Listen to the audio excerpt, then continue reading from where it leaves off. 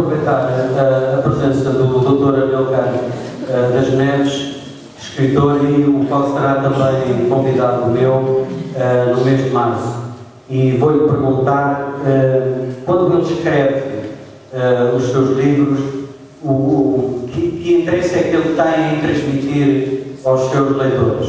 Qual é a ideia que o Amilcar tem quando escreve? Eu acho que falo melhor sem microfone. É que aqui para nós o microfone é e o doutor deve ter falado muito bem, mas eu, com toda a franqueza, não consigo muito bem. Como é que eu escrevo os livros? Eu penso que eles já estão escritos. Porque, como sou um escritor do realismo, obviamente eu escrevo sobre a realidade dos homens. E essa realidade dos homens está, portanto, à nossa volta. A questão está na capacidade que nós temos ou não de observar essa mesma realidade. Ora, quando parto para um livro, parto sempre de uma observação de alguma coisa. Entretanto, neste período que eu fiz uma longa ausência, publiquei mais 3 romances, portanto, publiquei ultimamente o 7º romance, e os últimos 3, que são exatamente O Livro Negro do Ódio, O Amor e as Cinzas e A História de António Malazar. Todos estes romances, obviamente, são sobre questões sociais, questões do nosso tempo. O Livro Negro do Ódio é uma acusação. O Amor e as Cinzas é um livro um pouco menos duro, mas é um livro sobre a amizade e sobre o amor, mas também sobre as traições da vida. A História de António Malazar é um livro eminentemente político, na medida em que começa exatamente com o regicídio do rei Dom Carlos, a 1 de fevereiro de 1908, e termina com a morte de António Salazar, no livro António Malazar. Okay? É só uma questão de uma letra e posso garantir-vos que não muda nada, fica tudo na mesma. Portanto, para um livro, a primeira coisa que se tem é uma ideia. Tem-se a ideia, avalia-se, por isso é que eu chamo aquilo que escrevo realismo sociológico, avalia-se a sociedade de vários ângulos e então, obviamente, a obra que vai nascendo, a história, que o meu amigo Carlos costuma ler com algum interesse, a história não é mais do que um veículo para eu dizer aquilo que penso relativamente à sociedade. Se quiserem, é um estudo sociológico, embora contado em forma de romance. Ok? Portanto, é isso que eu faço. Convém dizer que...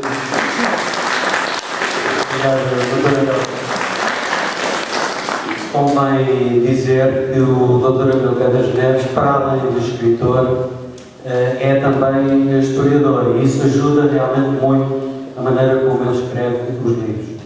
Eu já uma vez disse aqui e vou repetir: o livro dele, que se comece hoje, é para acabar dali a horas, porque estão tão bem escritos, a descrição de uma morte ou de um encontro amoroso é tão bem feito, tão bem escrito, que eu realmente, quando começo a ler o livro, eu nunca mais o vou ler. Eu já disse isto aqui uma vez e ele sabe que é assim. Eu compro os livros e rapidamente lhe digo: não há mais. Portanto, é isso. Agora, em março é engraçado que ele vai trazer um poema, que vai trazer um tema também, que eu julgo que vai ser muito interessante, que se vai chamar, afinal, Quem Somos Nós? É, portanto, ele vai desenvolver depois em março essa tertúlia. Eu só peço ao Carlos 5 segundos para dizer o seguinte: provavelmente já todos repararam, mas de qualquer forma talvez eu possa sublinhar, porque isto bem vincado, é que o Carlos é um grande exagerado. Agora, voltando ao meu convidado, gostava de lhe perguntar, na função de autor ou escritor, qual é o lugar onde se sente melhor a escrever, em termos de concentração? Na sua casa ou no centro social? Okay. Os japoneses têm curiosa de chamarem o sítio onde eles se sentem à vontade, se sentem protegidos, é o bar. E portanto eu diria que onde me sinto mais à vontade é no meu bar. E o meu bar não é arriscado, não é evidente. Podia não ser. Mas é normalmente é aí que encontro, quando as minhas filhas não estão em casa, é aí que eu encontro a paz para a disponibilidade mental para escrever. E diga-me uma coisa, escreve com um computador ou com pena? Infelizmente nunca escrevi com pena. Eu não comecei e tenho pena. Quando comecei a escrever foi pelas máquinas, em que tive que dar quase uma martelada nas técnicas. E se tivesse que escolher, qual era a pena que escolhia? Pena de pavão. Já sabia, já sabia.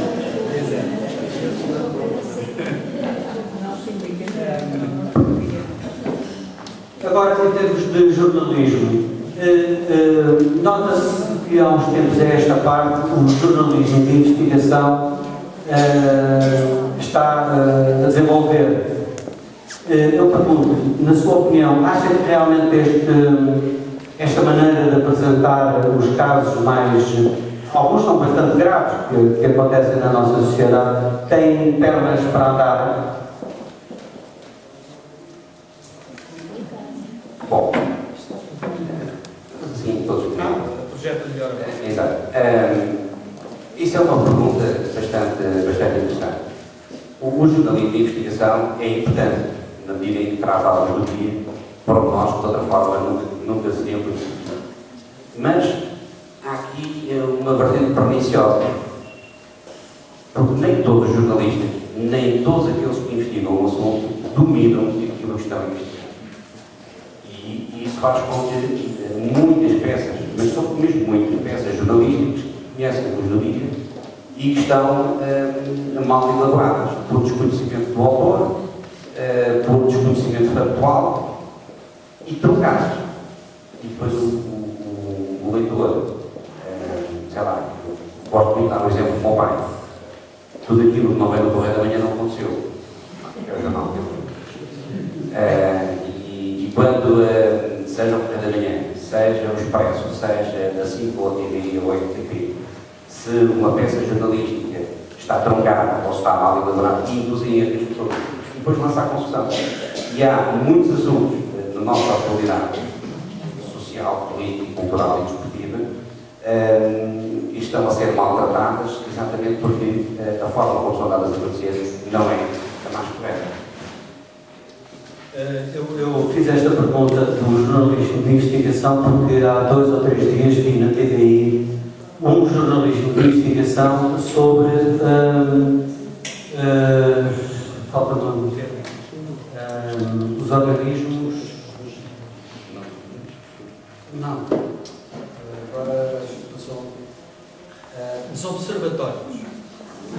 Dezenas e Dezenas de observatórios que existem e que a jornalista perguntou ou telefonava para lá e a própria central dos telefones dizia porque o observatório de não me lembro, não sei, não, desconheço. Agora imaginem bem o que é que está por trás daquilo, as dezenas as centenas de euros que são pagos àqueles funcionários. Exatamente. Agora gostava que comentasse a frase: a escrita é uma arma. Aliás, a pergunta: a escrita é uma arma? Acha que realmente a escrita é uma arma? Bom, eu ainda ontem fiz um programa com o Coronel Brandão Ferreira acerca da Olivença. E o Coronel Brandão Ferreira é conhecido por ser um homem do politicamente incorreto. E portanto, se você não teria problema de dizer sim, senhora, a escrita é uma arma. Mas, para não ser assim tão digamos, direto, direi que a escrita é um instrumento poderoso para obter resultados. Isso eu não tenho dúvida nenhuma. E, para terminar, gostava também de saber a sua opinião sobre o acordo ortográfico. Uma vez que, por exemplo, o FPA recusa adotar um novo acordo ortográfico depois de o Brasil ter adiado a decisão final para 2016. e de Angola ter-se assumido contra o acordo ortográfico. E nós, portugueses, como é que ficamos?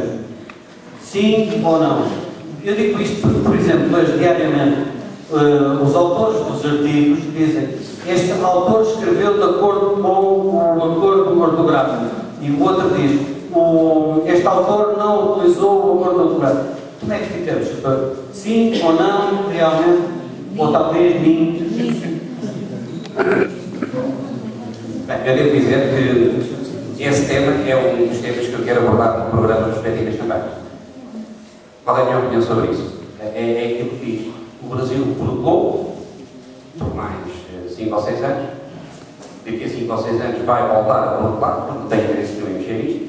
E Angola simplesmente não ratificou, portanto, não confirmou o acordo. E como o acordo para estar em vigor carece de uma unanimidade, não consigo entender esta teimosia em Portugal que se impor uma forma de escrever que muita gente resiste a adotar. Eu direi que se enfim, se sem o acordo, eu dou bastante exemplo, com o acordo e ali assim. Mas acho que havia necessidade de parafrasear as declarações de um político recentemente. Qual é a pressa? Qual é a pressa? Não posso ficar indiferente a esta questão. Eu não posso ficar indiferente a esta questão. Isto é a mais falsa questão que alguma vez eu assisti, sou um rapaz com 71 anos. É que o problema é este. Fala-se do acordo ortográfico, do novo acordo ortográfico de 2007. Andamos há 7 anos a pensar nisto também. Como se isto fosse a primeira vez que acontece. Há até uns idiotas que na internet costumam escrever o seguinte: nós queremos é a língua de Camões. E eu disse à minha mulher, temos um facsimile dos Lusíadas, faço favor depois na net e pergunto a esses senhores se é este o português que eles falam ou escrevem. Ora bem, porque é que é uma falsa questão? Primeira coisa, houve montes de acordos ortográficos, até hoje nunca se perguntou a ninguém se estava de acordo ou não. Quando a Câmara Municipal põe um sinal a dizer aqui é proibido estacionar, não vai perguntar às pessoas se estão de acordo com ele. Cabe ao Estado decidir estas questões. Não cabe aos cidadãos. Cabe ao uso da palavra, isso sim, com o tempo podia vir a ser, eu digo, estou chateado. Chateado não era uma palavra na linguagem formal, hoje não faz mal absolutamente nenhum que se utilize o termo na linguagem formal. Portanto, não há razões nenhumas para andarmos aqui todos a discutir, porque agora a moda é discutir tudo.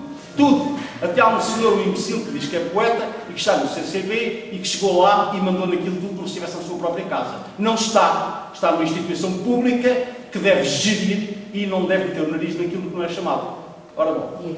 Agora a questão é esta. Porque é que eu dizia ator? E toda a gente fica escandalizada por não se escrever actor. Porque há duas formas distintas de encarar a língua. Uma é da perspectiva etimológica, portanto, da raiz das palavras, de onde nasceram as palavras, do latim. Porque o latim tinha um C, nós ficámos com o C na escrita, mas não o dizíamos. Nós dizíamos ator, ação, facto. Esta então é a maior. Vem as pessoas. Então e agora vamos passar a dizer fato, como os brasileiros dizem terno, e nós vamos dizer fato? Não. Nós não vamos dizer, e as pessoas tomam isto, tratam disto com uma tão grande ligeireza, que naturalmente nem reparam que a palavra facto, o C não é mudo. Logo não cai, a questão não se põe. Não é? Ora bem, modernamente, o que está a ser feito nas línguas é que elas estão a ser abordadas da perspectiva fonética, da forma como se fala. Portanto, deve-se dizer o que está escrito. E há uns outros idiotas, e por causa disso separei-me do meu editor, que disse que a partir de certa altura não publicava mais livros em ortografia moderna. Eu devo ter sido o primeiro escritor que escreveu, que publicou com a nova ortografia. Publiquei um livro em 2008, já lá vão 4 anos, na nova ortografia. Todos os meus livros são na nova ortografia. Agora, a questão é esta. Diz assim esse tal editor. Dizia ele assim: não estamos aqui para falar brasileirês. Nós nunca devemos falar daquilo que não sabemos. Quem tem de fazer mais alterações à língua não somos nós, são os brasileiros. Os brasileiros, e por isso agora pediram uma moratória ao acordo para poderem, enfim, explicar aos brasileiros como é que se escreve a nova ortografia quando eles nem sequer sabem escrever com a velha. Porque os brasileiros somos analfabetos, completamente analfabetos. Eu tenho uma amiga que tem uma empresa e nessa empresa está uma senhora que é licenciada. Escreveu-lhe um bilhete que tinha 4 palavras. 3 estavam ortograficamente erradas. Quer dizer, portanto, vamos falar de coisas. Não, a língua tem de se atualizar e há uma coisa que nós nunca podemos esquecer. Nós não estamos enfildados ao Brasil. O que nós estamos a querer fazer é evitar que o brasileiro se imponha mundialmente e que o português morra neste retângulozinho esquecido da Europa. Porque se os meus amigos pegarem na internet e forem ver quando está em português na internet, é quase tudo vem do Brasil. Compram um eletrodoméstico, compram um automóvel, aquilo vem tudo traduzido por brasileiros, porque eu tenho um carro, que ainda hoje não sei que coisas são aquelas que ele faz, mas está lá escrito, mas eu não entendo aquela língua. E como o doutor há bocado dizia, para publicar um livro em português no Brasil tem que fazer uma tradução, não é? Não, a tradução deve ser conceito para aplicar no sempre. Portanto, isto é uma falsa, para mim é uma falsa questão. Hoje a abordagem da língua é fonética. Estamos a tentar salvaguardar-nos, porque os brasileiros são quase 200 milhões e nós nunca passaremos de 10 milhões, porque isto está mal e há agora aí uma grande crise pensada e isto está. Quanto à questão, e já agora, não querendo abusar da vossa paciência, a questão se a palavra é uma arma. Ó meus amigos, a palavra é das armas mais terríveis que existem. Exemplo, para não ficarmos com as teorias, exemplo, o indivíduo na Palestina mete à cinta um cinto de explosivos, faz-se explodir no meio das pessoas no mercado. Vêm as notícias e pegam nas palavras também. E começam a fazer terrorismo verbal. Mas o primeiro terrorismo foi feito pela palavra. Antes do cinto das bombas, o que é que houve? A palavra. A palavra. A lavagem ao cérebro. A mentalização. Os rios do paraíso são de leite e de mel e as virgens são às nuvens. E quanto mais depressa morreres, melhor para ti. E os pais orgulham-se por ver a fotografia dos seus filhos em cartazes, porque são mártires da religião. Portanto, a palavra é uma arma das mais terríveis. É a palavra que nos esclarece, mas também é a palavra que nos engana. É a palavra que nos alegra, mas é também a palavra que nos aterroriza. E se tiverem dúvidas, logo quando clicarem no botãozinho do televisor, às 8 horas para ouvir a notícia, vão ver se isto é ou não é assim. Desculpem lá.